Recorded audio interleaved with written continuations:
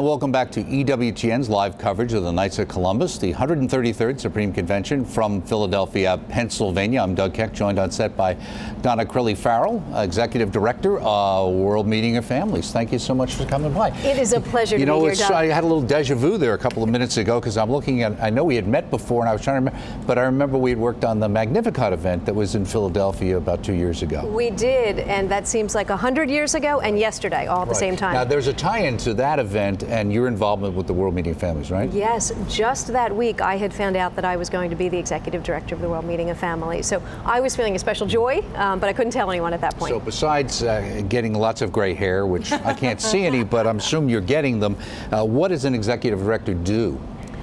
It is my responsibility to build excitement, corral the committees, and generally organize all of the multiple pieces that go into putting together a global conference. Mm-hmm. And what does it mean for you not only to have to deal, and to some degree, you've got the World Meeting of Families, which you were planning already, but then you've got the papal visit coinciding at the same time. That must have just exponentially made this an even bigger task. It is really extraordinary, Doug. If you look at the numbers, we have people coming from 150 different countries. We have 7,000 members of the national and international press, and we have our beloved Pope Francis coming. The excitement in Philadelphia is at a fever pitch. Right. Well, let me ask you with that too.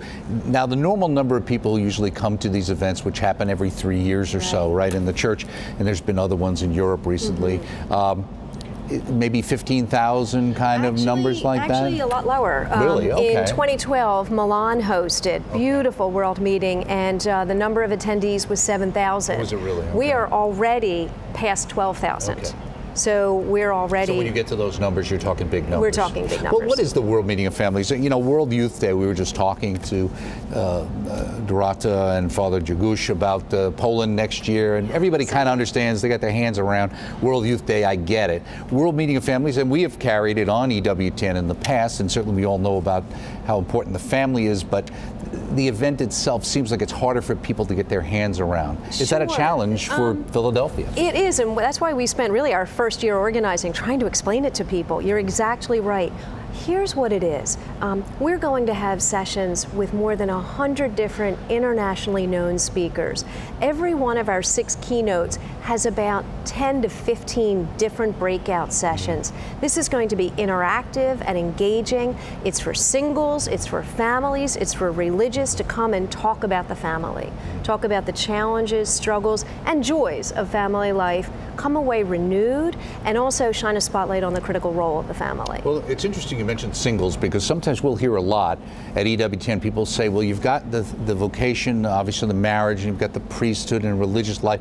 Is there something for singles? Absolutely. It's been very important to us from the very beginning to make sure that single people, grandparents, young people felt included, felt that this spoke to them. So there are sessions that they would absolutely find appealing.